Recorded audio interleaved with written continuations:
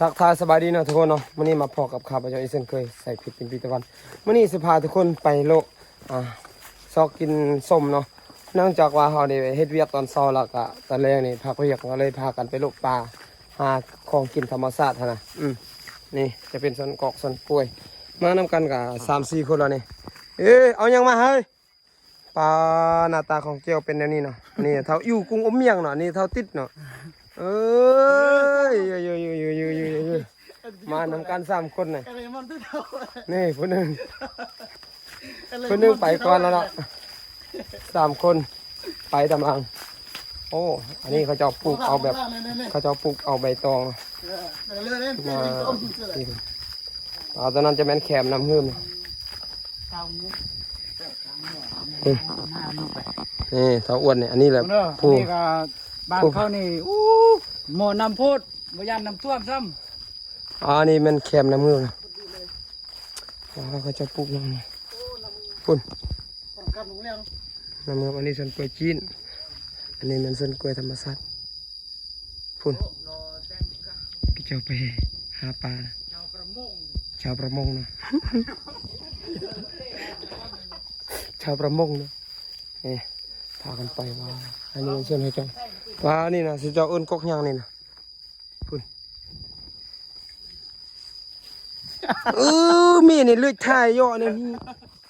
หาเล่นกี่ย่อย่อไปมาเบิ่งน้ำกันเนาะว่ามันสิเป็นอะไรเนาะหน้าตาของการกินส้มนะไปเบิ่งพร้อมกันเลยล่าสุดเขาเจ้าไปก่อนละมาหอดจุดหมายไปกกหมกม่วงแล้วเนาะนี่3 คนไปก่อนนะมีเกินบ่มีด่าขึ้นนะอยู่ขึ้นมีครับพี่เกินเลยนี่เจ้าของรถนี่เลยทรปิกนี่แหละว่านี่เขาจะปลูกแบบเห็ดใบตองนะโอ้ทุสองกับปลักกำป้องโอ้ไม่กับตกใส่หัวเลยขึ้นไปหอยหำสันบังดูบอกอันนี้โอ้โหแถมมันขึ้นไปยังวะสันไหมตกอยู่ประมาณ2-3 เมตรเคยบอกจอบโซ่บังดูเราหมดแล้วคือสีลำแห้งเลยแซ่บ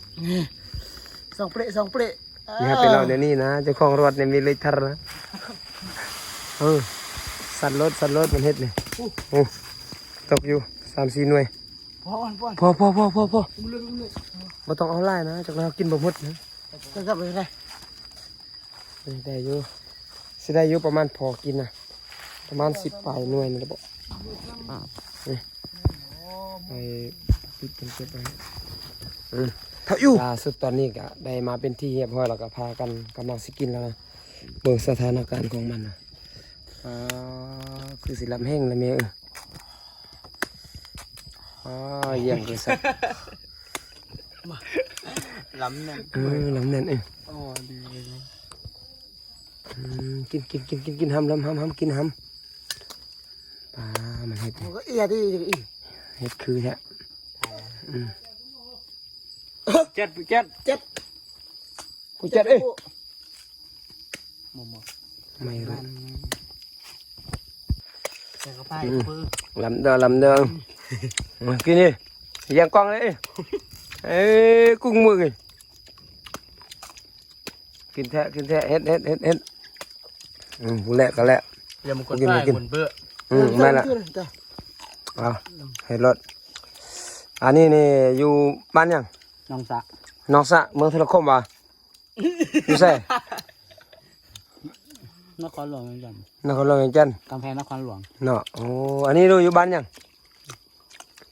เว้ยมีข้าวตอบนี่เนี้ยนี่จะกี่แล้วเลยหมกมองหน่อเพื่ออยากกินแหละรักแล้วเฮาก็กินแล้วทุกคนเนาะนี่ดูคลิปนี้มันไม่ยังละมีแต่มากินซอกกินซุ่มอยู่กอกอยู่ป่าส่งกอกส่งกล้วยนั่นแหละเมื่อนาไทยทองนครหลวงจันทร์คลิปนี้ก็จบซ้ำนี่เนาะมาอยากมาแวะเลยเด้อมากินส้มน้ำกันเด้อ ทุกคนเถิด ยังหลายเติบแต่ว่าก็กินบ่หมดแล้วก็คลิปนี้ก็บ่มีหยังหลายเนาะจบสำเนียงทุกคนเนาะ คลิปนี้ก็สิจบเพียงเท่านี้ก่อนนะทุกคน